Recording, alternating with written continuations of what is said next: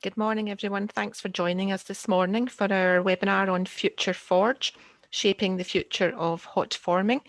If you bear with us just for a few moments, please, just till all our attendees can get online. Thank you.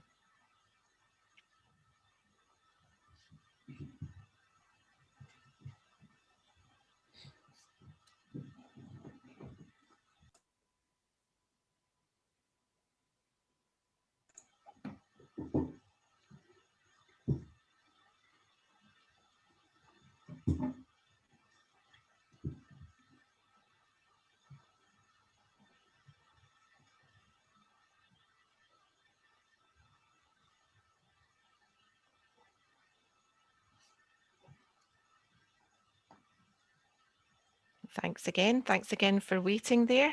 I think we will just start in a moment, Stuart. I'll just hand everyone over to Stuart Laidlaw. Thank you. Thank you very much.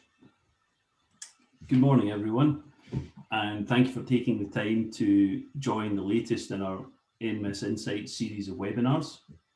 My name is Stuart Laidlaw, and I work in business development for the AFRC, supporting the technical teams, and I will be hosting today's webinar. Today, we will be introducing to you our latest and very exciting development of forging capability at the Advanced Forming Research Centre, FutureForge. Just before we proceed, there are a couple of points of housekeeping that I would like to go through. Next slide, please. So just so you're aware, the webinar is being recorded and will be available on our YouTube channel in the next day or so. Microphones and webcams will be turned off for the duration of the presentation, just in order to minimize background noise. I encourage you to please ask questions by typing them into the chat tool. We'll have time at the end to put them to Marcos. Finally, could I ask that you please take the time to complete our survey that will be sent out after the webinar, because your feedback is very important to us and it helps us with continuous improvement. Next slide, please. So, our speaker today is Marcos Perez. Marcos obtained his PhD in Industrial Engineering at CEIT, University of Navarra in Spain, a research facility not unlike the AFRC. Marcos joined the Materials Characterization and Residual Stress team at the AFRC 6 years ago, specialising in, amongst other things, microstructural evolution, heat treatment, cold forming, and hot forging processes. 2 years ago, Marcos joined the FutureForge project and now leads the research programme for FutureForge. Next slide, please.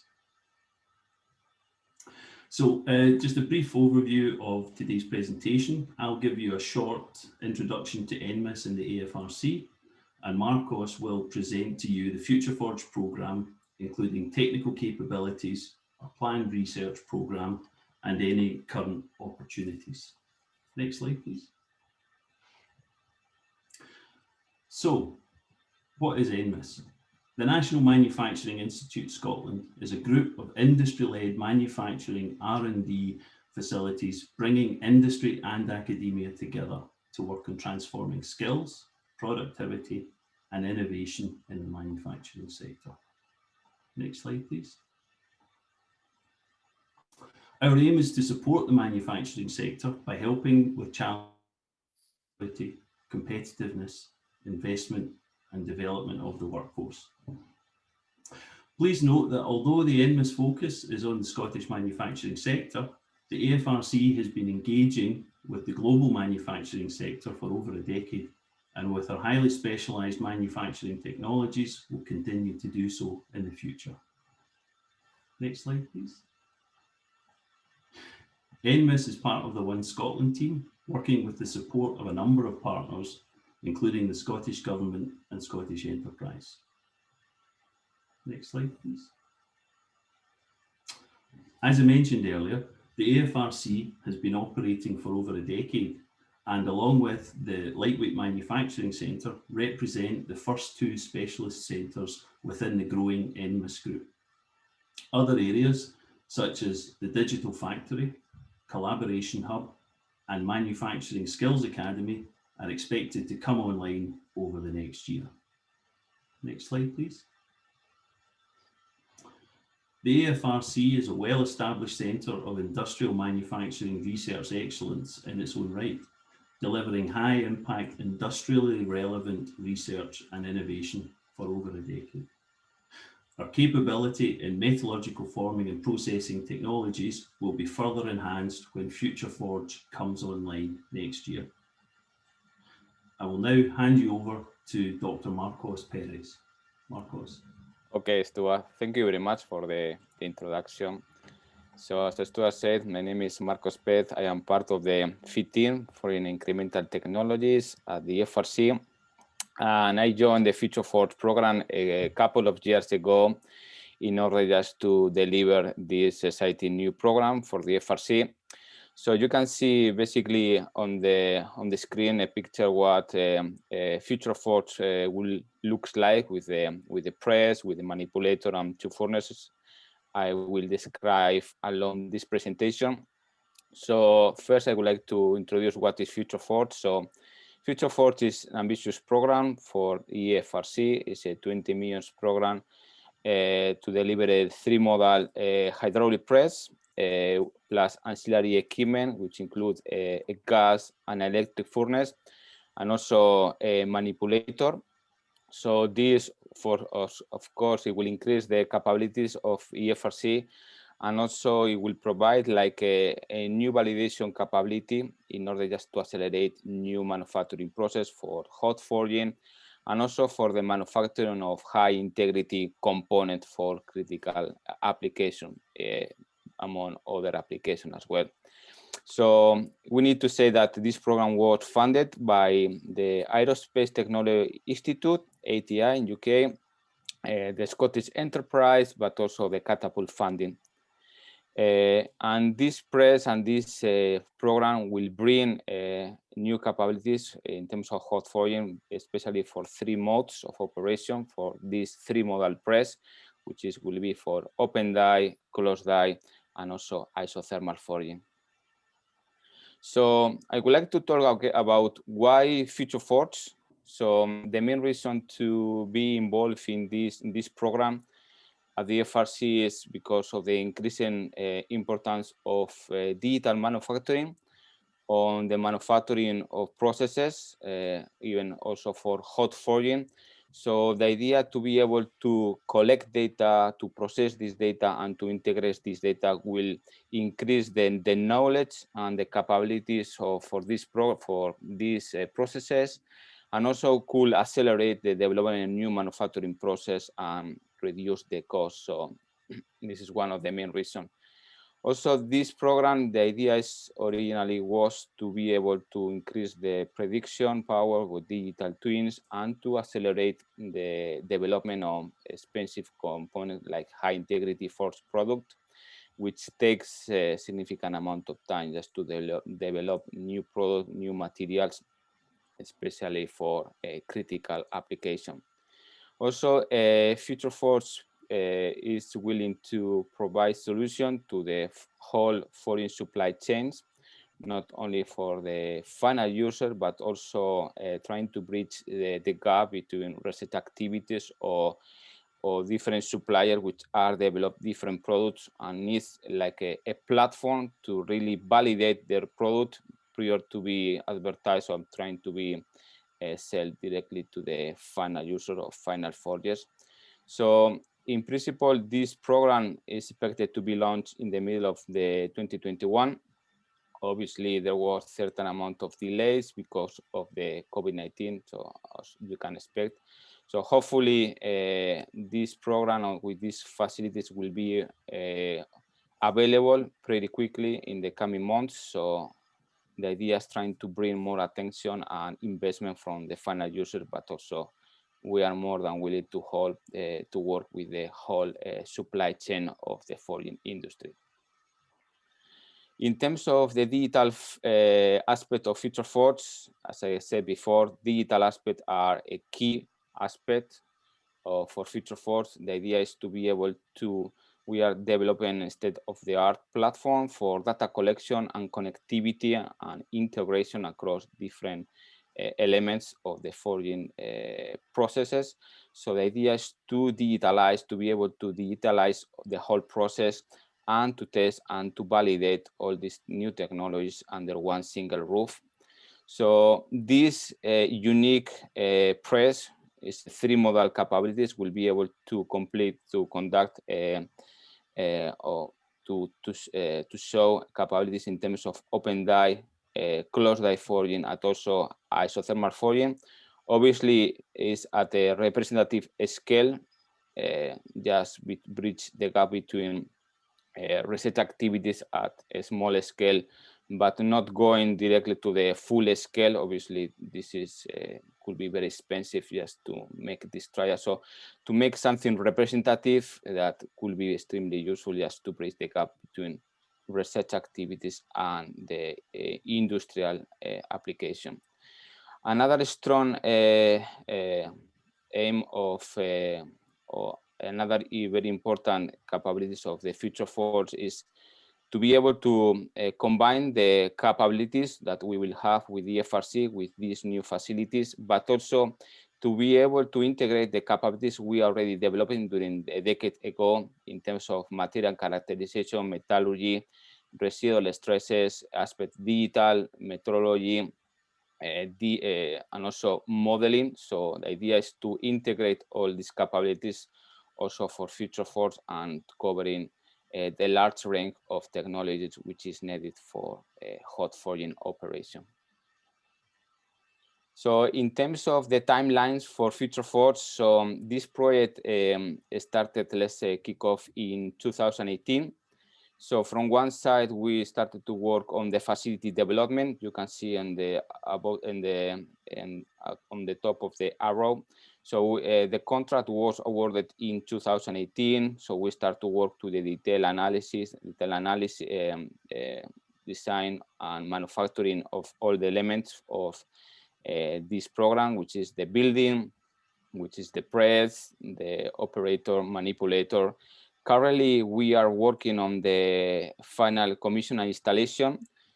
Originally, the program was supposed to be finished at the end of this year, but obviously there is a few months of delays because of the COVID-19. So hopefully the completion of the commission and the press and all the facilities will be ready for business for June 2021. So which include the 3 modal press, the manipulator, and also the electric furnaces and the gas and electric furnace, which I will describe in the next slides. But also in the meantime, so from the research point of view, and myself in particular, we are working on research activities, trying to develop capabilities and to fill different gaps on critical aspect of for FutureForge, for the 3 modes and digital aspect.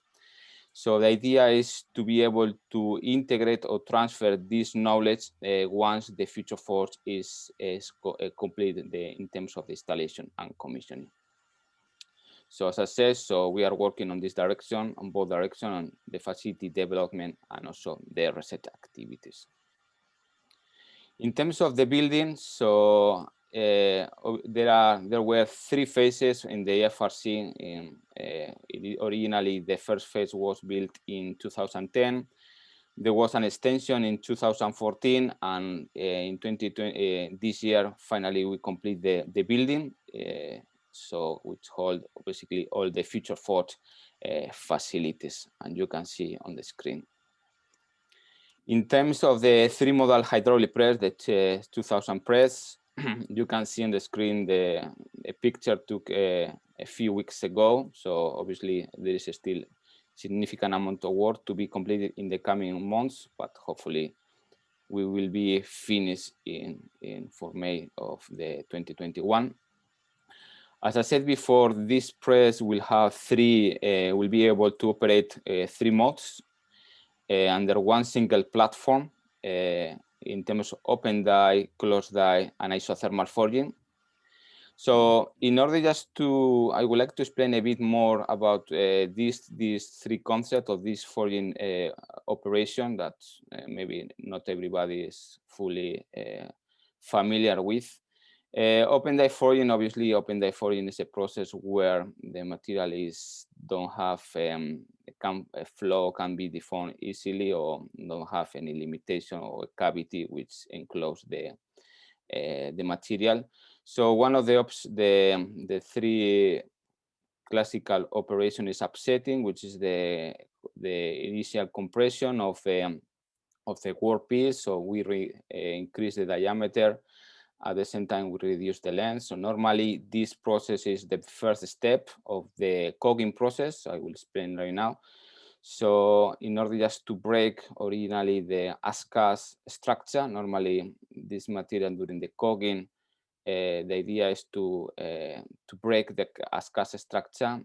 It's a conversion process which jump from as-cast the ingot and to develop a homogeneous microstructure, and then at the end of the process, which is to develop and to manufacturing a billet material. So this is for the cogging process. Obviously, this is a very challenging thermomechanical process. Obviously, includes a lot of passes of deformation and also reheating steps. And normally, is the preferred method of manufacturing for broad products like billet. And also, this kind of open die forging operation could be used for the manufacturing of large components like shaft for marine or other critical application where the shape could be very simple, but because of the size is quite large, so it's the only way to manufacture in order to achieve the right microstructure and the right properties. This is in terms of open die forging. In terms of isothermal forging, so isothermal forging is a process where the temperature of the dies is the same. So we keep the temperature of the dies and the temperature of the workpiece at the same temperature in order just to avoid the heat transfer from the material to the die. So there is not a chilling effect. Normally, this process is taking place at very, very slow strain rate or deformation speed. So normally it's used for the manufacturing of challenging materials, for materials like superalloys, titanium aluminide, even metal matrix composite, and also for application for high integrity component in critical application. So you can see in the screen two examples, for example, from the simulation in the temperature distribution of this geometry, a generic this geometry. For die 64, 40 and 950 degrees, using warm dies at 400 degrees and a speed of 4 millimeters per second. At the end of the process, obviously, there is a significant amount of chilling effect, so a drop of temperature. So obviously, the temperature is between 500 and 720. So, but when we are forging, obviously, with isothermal forging, you can avoid this kind of problems. So there is no heat transfer, and you can are capable just to keep the temperature very homogeneous during the whole process. So the benefit of isothermal forging is to be able to achieve a very homogeneous microstructure and very high performance. So you can get rid of the effect of the chilling effect from the dies, but also because we are deforming so slowly, so there is no adiabatic heating. So we are capable to achieve very good properties. Also, we are capable to achieve near-net shapes, more complex geometry than other processes, because obviously we are deforming so slowly, so we have much better control. So, and we can get improved quality and much less defect, obviously. For example, if we're trying to forge nickel-based superalloys with this chilling effect, you will find significant amount of cracking on this area with a lot of drop in temperature. So this is in a short, very shortly, so just the many characteristic and benefit of this process. In terms of closed die forging, for hydraulic press, obviously in contrast with other processes like hammer or screw press, forging process in hydraulic press is characterized by slow speed, very slow strain rate. Obviously, this provides a much better process control. We are capable to achieve much better tolerance at the end of the forging component. But there is a very challenging aspect, which is the heat transfer and the chilling effect between the die and the preform. So you can see on the screen just simulation just using different tool temperatures from 950 isothermal to warm temperature 400. And obviously there is a massive loss temperature for one process as we reduce the tool temperature. So this is just one of the challenge that closed die forging, or which require hot die capabilities, so brings to this process in the hydraulic press. So it's needed just to have a very good temperature control on the dies.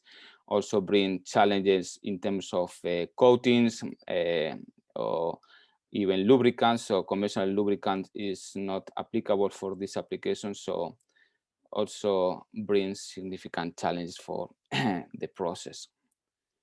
So in terms of moving on to the technical capabilities, and you can see on the screen for the 3 modes of operation: closed die, open die, and isothermal forging.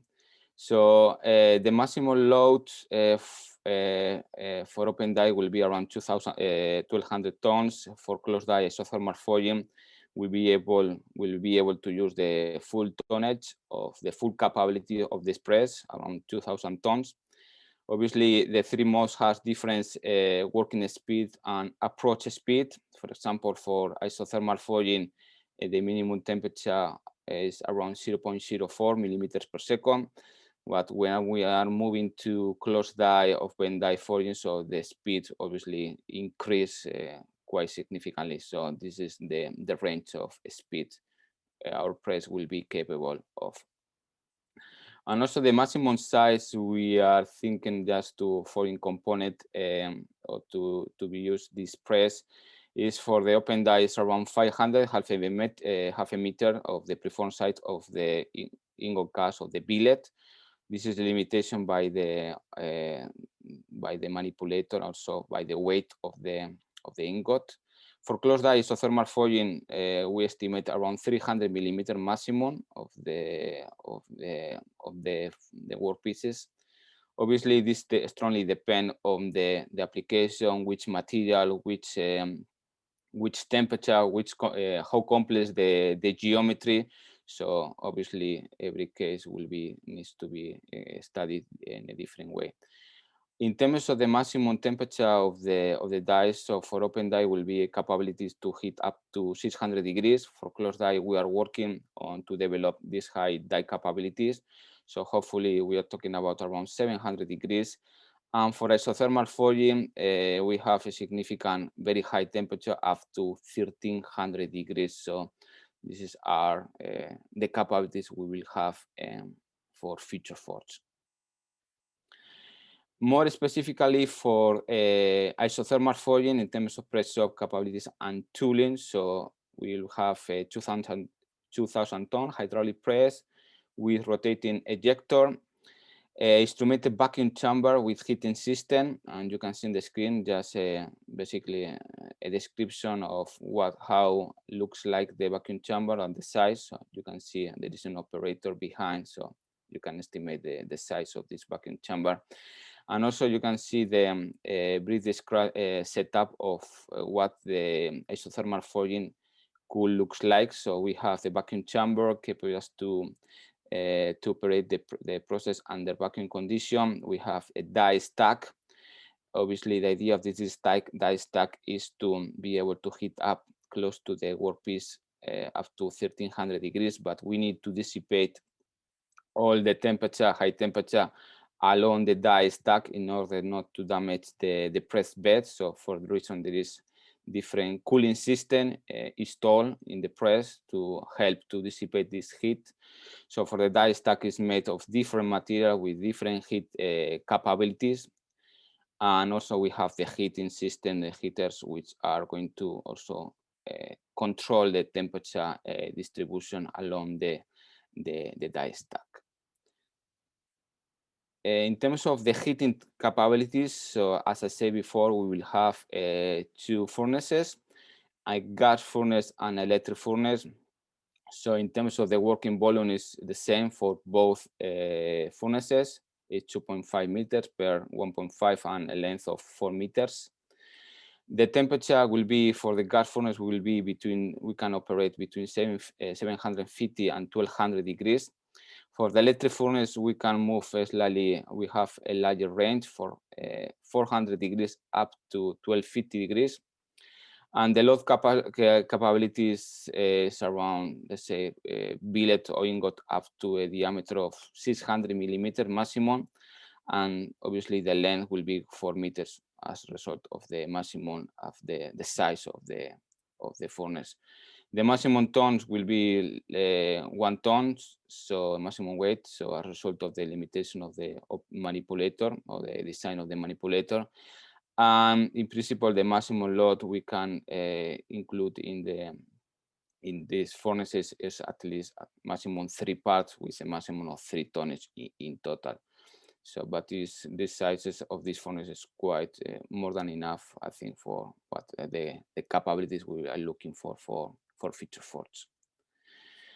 So this is in terms of capabilities, technical capabilities for FutureForge, but also I would like to talk about the research activities we are conducted at the AFRC, in order, as I said before, just to develop the learning curve in key technologies and to be able to transfer this knowledge into the FutureForge when it's ready for business.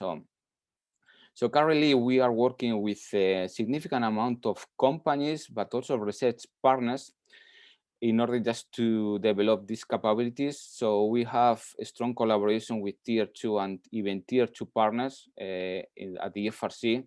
So we are developing a strategic partnership. So we are working together to develop such technologies and to help each other as well. And we are working mostly on 4 main pillars for FutureForge, which is the 3 modes of operation for FutureForge, but also aspect of digital manufacturing, which is quite important as well.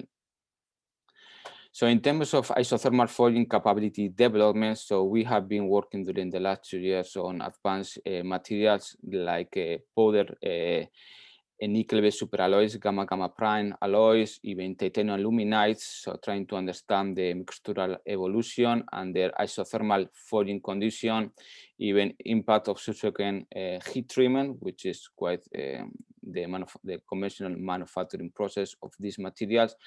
So obviously at the FRC we have equipment like sweep machine, which can allow us to complete compression testing under isothermal condition or simple compression sample, but also miniaturized samples like double truncated cone. We are capable to conduct heat treatment under control heating rate and cooling rate for this material. EBSD characterization, same microscopy, VX, and also investigated, as I said, aspect like, for example, abnormal grain growth on these powder nickel-based superalloys under certain isothermal forging conditions. So the idea is to develop all this knowledge, to develop, collect all the information on flow stresses, the microstructural evolution, which allow us to, in the close future, just trying to design forging process and to validate our capabilities in the FutureForge press. In terms of Cogging Process, also we are working on finite element modeling for Cogging processes, microstructural evolution. We are working with as cast ingot, trying to understand how this microstructure originally, you can see on the screen, this lamella, this as cast structure, how it breaks, how it's recrystallized during the Cogging processes. And also we are combining these activities, microstructure and process modeling, even with microstructural modeling, even thermal modeling, heating process like furnace, trying to understand what is the temperature evolution during reheating process, especially for cogging or different ingots and the different situation. So I think there is, obviously, there is a lot of work behind. So in terms of closed die forging, so we are trying to develop also the learning curve in terms of hot die forging, taking advantage of the current press we have available at the FRC. It's a 500-ton hydraulic press. So the last year we manufactured and designed a dedicated heating system capable of to heat up dies of up to 800 degrees. So this heating system is could be installed in this press, and we can start to investigate aspects like the dye materials. For example, for hot dye, conventionally H13 D2 steels cannot be used for this application. Obviously, this material above 400, 450, they lose the properties. So we need to use different material like nickel-based superalloys, which are needed for this application. Trying to investigate key aspects like coatings and lubricants, which could be quite challenging as well under this condition. And also to be able to collect data from the workpieces to understand what is the heat transfer and the temperature evolution, the adiabatic heating. So this information is absolutely critical to develop a proper description of the process and to be able to relate the process with the microstructural evolution. So in this case, we conducted different trials. We using flat dies, but also we machine different cavities and manufacturing small samples. And you can see on the screen like this geometry I've been talking before. So we have developing basically key capabilities before be able to run these trials in FutureForge. In terms of digital manufacturing, so for example, we are working on hot edge detection, which is a solution just trying to be able to, it's an automatic system capable just to track, to analyze the evolution of the geometry or the forging component, obviously during open die forging. So the idea is to develop, let's say, a chip solution to be able to collect data in an automatic way in order to understand, okay, to develop more knowledge about the evolution of the geometry and also the response of different material during forging processes, and in particular for cogging process. So the idea to be able to collect in situ this information to process is quite powerful. And it's quite interesting in order just to develop more knowledge about the process and the material evolution. So this information, the idea is to be able to collect this information to develop accurate process modeling, to understand what is the strain distribution, strain rate. Also, with this information, we'll be able to develop also accurate microstructural models, because we'll be able to relate microstructure with process. And also the idea is to be working to develop Industry 4.0 solution in this way, to be able to collect the data, to process the data, and to integrate this data in real time. So in order just to provide all this information to the operator, which is operating the press. So this is quite interesting. Also, aspect we are working on for digital manufacturing is the integration. So we're still working on the current 500 ton because to develop this learning curve. And also currently you can see the original setup. For example, when we want to collect data, the whole data from a forging process, we have the 500 tons. So originally we have a local data storage, the same for the carbonite furnace we use for the heat up of the workpiece. Also thermocouples just to collect the temperature evolution during heating and cooling and during the forging, just to pick up the chilling and the adiabatic heating as well. Also embedded sensor embedded into the die to collect the temperature evolution, and aspect like hot edge detection to check what is the evolution of the shape to collect this information, plus external sensor. As you can see, there is a significant amount of subsystem and a lot of information is collected in separate ways with different computers, different local storage. So this is quite challenging just to be able to integrate all this information. So we have been working to integrate all this data through one single PLC installed in the press. So we are capable just to collect all this information and to save it in one file, for example, with the same timestamp. So this is quite interesting. And also, this kind of activities will allow us to develop an accurate description of the forging process and to develop digital twin of the particular process, and to be able to integrate this information also for microstructural modeling, which is another key aspect also we are working. at the FRC. Following, also continue with the digital manufacturing. So also we are working with them. I will show you a video. So a manipulator simulator, which is the idea is to develop a training tool for open die operators. So this is the virtual reality videos of a manipulator just grabbing just one billet from a table and bringing to the press for the subsequent forging operation. So the idea is to develop a training tool in order just to train the operator to process or to operate the press in a safe manner to avoiding potential risk and to improve the potential, to increase the productivity as well. So you can see on the screen. So obviously this is a project which is ongoing. So just trying to improve also these capabilities.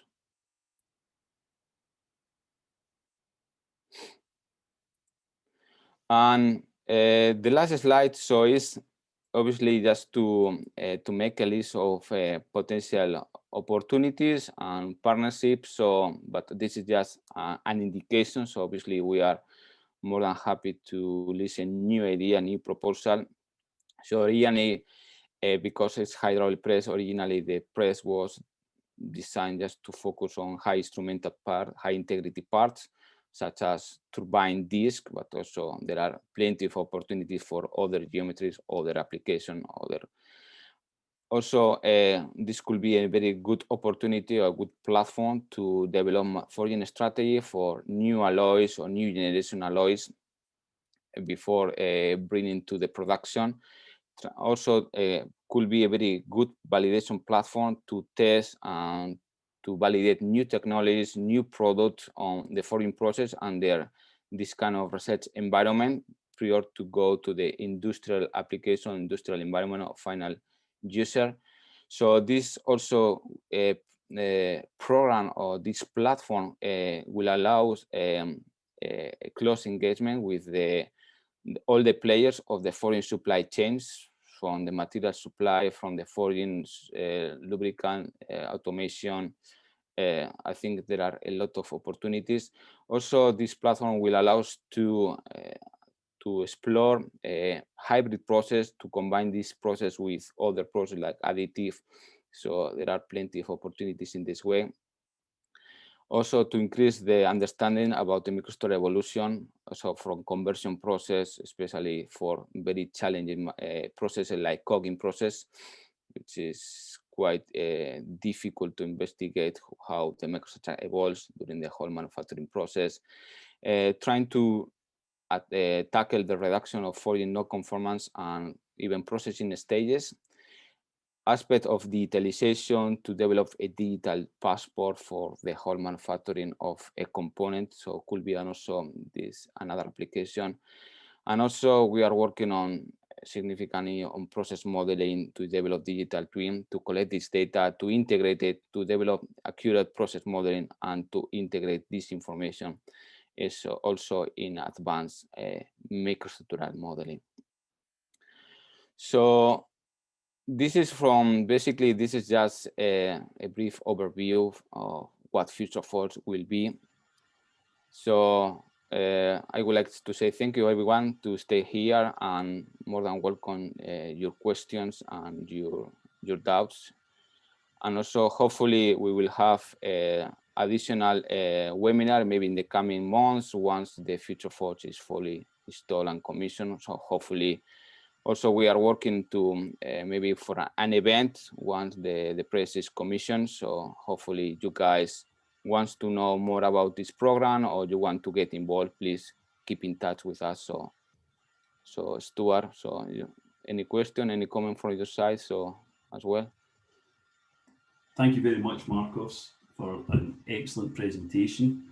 I hope that this has given a good understanding to everybody of what FutureForge is about and an indication of what to expect in the coming years. So we have some questions for Marcos, so not in any particular order. So, Marcos, you've described the capabilities of FutureForge. Could you maybe describe, what does it offer in comparison with a conventional press or industrial environment? So basically, as I said, so one of the main benefits could be just to be able to integrate a lot of technologies. So at the FRC, we are different teams: material characterization, residual stress, digital team, automation, forging. So we are covering a large range of technologies.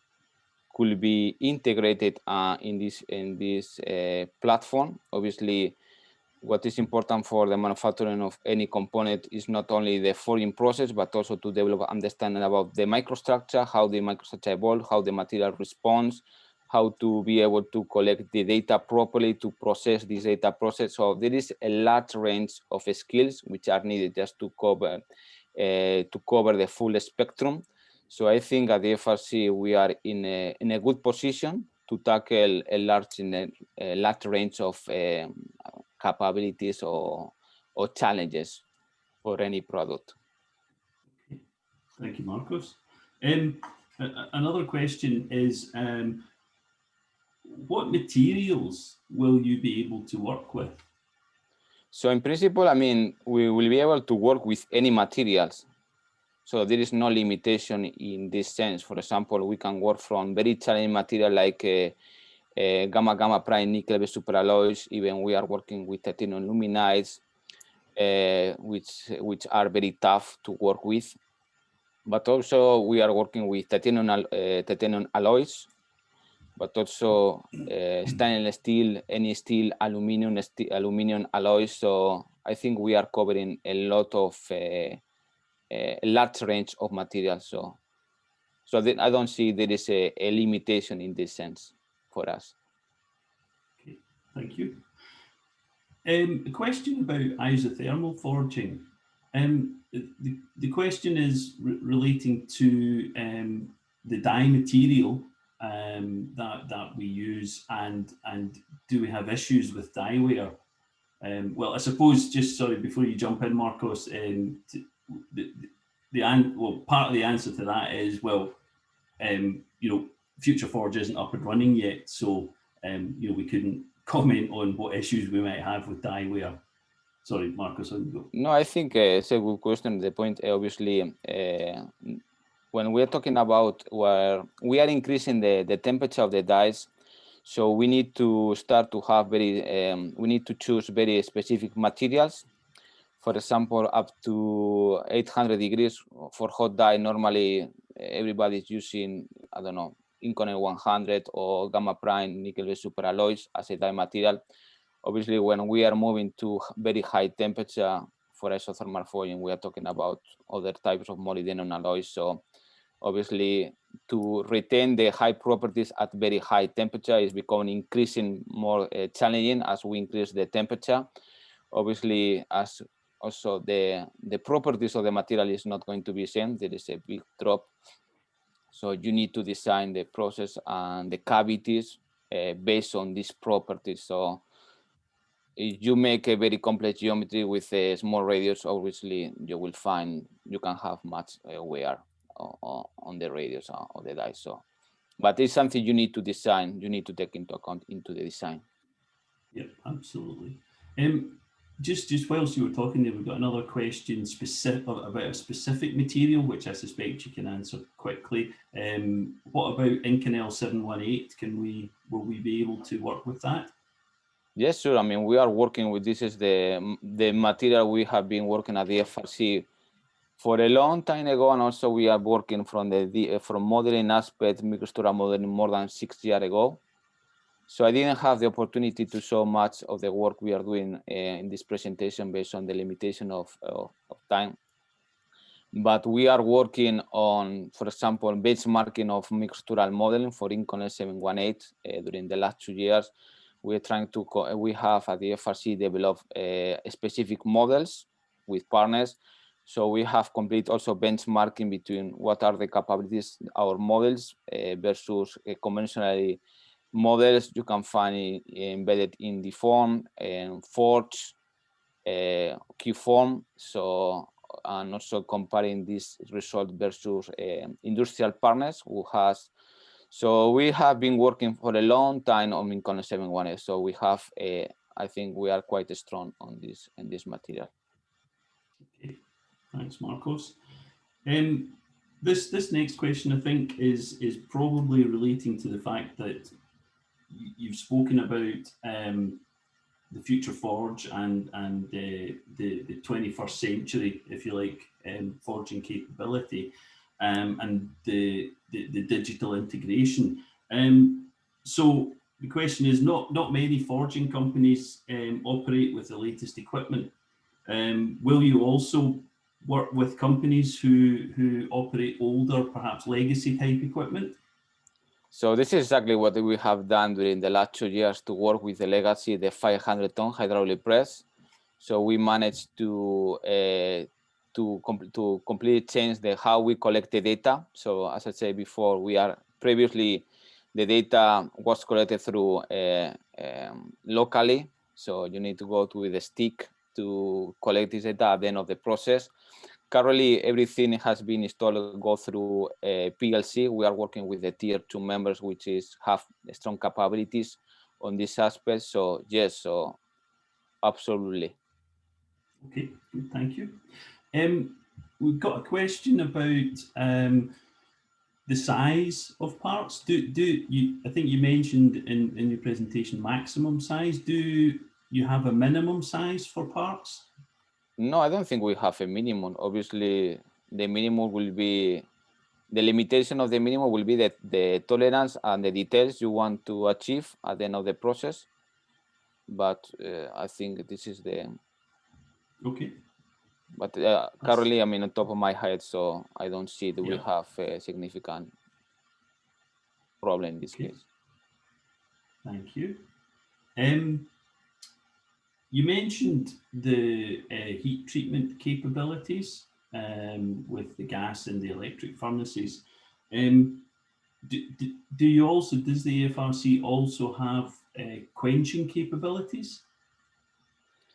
I think yes, we have quenching capabilities. I think also you, Stuart, you can also answer this question as well. So we can quench we cannot quench in oil, but we can quench with the polymer, something like that. So we are having quenching capabilities, and also I think, believe one of our teams also is working on specific quenching capabilities on all the aspects of the heat transfer. So during the cooling to relate the impact of cooling with microstructural evolution, with residual stress development. So feel free you want to add more information on this matter. Yep, no, that sounds pretty good to me. I think just looking about here, one more, and this is about collaboration. So, what possibilities are there for collaboration to be involved with FutureForge, the AFRC? What kind of company do you need to be? What are the opportunities, I think, is the question. Okay. No, I think there are plenty of opportunities. Obviously, for a company, there is the opportunity even to collaborate with the FRC, any kind of contract or even tier membership. So we have at the FRC tier 1, tier 2 membership. So it's quite open for any company which has the capabilities or they have the interest to work together. So this is for companies. Could be final user, could be suppliers, could be lubricant supplier or of different equipment, modeling. So we are working with a large range of companies. So we are increasing the number of companies. So also we would like to develop our capabilities in collaboration with strategic partners. So more than welcome. But also if a person is or somebody is working in a research environment, like a research center, like AFRC or university, I think there are also plenty of opportunities just to work together. so we can have a chat to see how we can work together, which programs could be available, which aspect, which topic. So I think if somebody is interested on this aspect, so please, I will say, please drop me an email so we can discuss and trying to find the way to work together. So. Okay, thanks. I think I'll just maybe add to that, that in terms of engaging with NMIS, AFRC, there are lots of different ways, as Marcos has described, and of course there are direct commercial opportunities where companies enter into a direct commercial project contract with us, but there are also ways of accessing government funding in competitive collaborative R&D calls. So there's, as Marcos says, please get in touch with us, because there's lots of different ways of engaging with us, and we need to find out what suits each company best, and work towards that. There was just noticed here on the bottom, Marcos, there was a follow-up to the quenching question, and it's, will you be able to offer water quench for materials after final forming operations? Yes, indeed. Yes, for sure. Yeah. Of course, there's limitations in terms of the dimensions of our quench tanks, but again, if you want more information, then please get in touch. I think if there's any limitation, I think it should be very easily to solve. So it's not. Yeah. Yeah, absolutely. Okay, well, I think that is everything. All the questions from the various sources. So once again, Marcos, thank you very much for a very interesting presentation. And if you have any further questions, then please don't hesitate to get in touch. Our details are there, and so please do get in touch, and we can have more specific discussions with you at a later date if required. The webinar, as we said earlier, will be available on YouTube, on our YouTube channel in the next couple of days. And again, please, if you will, provide feedback through the survey that is provided, then that would really be very valuable to us. And finally, just from me, I'd just like to thank everybody for attending. I hope you've enjoyed the webinar, and that you will perhaps attend some of our upcoming webinars in the NMIS Insight series. Thank you very much. Good afternoon. Thank you, Stuart, very much. Thanks, Stuart. Thanks, Marcos. That was a great webinar today. Thanks, everyone, for joining us. And as Stuart said, if you want to check nmis.scot website, you'll find all our future NMIS Insights webinars listed there. Our next one, next Wednesday on the 25th of November, is on machining innovation at NMIS. We hope that might be of interest to you and you could join us then. In the meantime, thanks everyone for joining us, and I'm just going to bring the webinar to an end.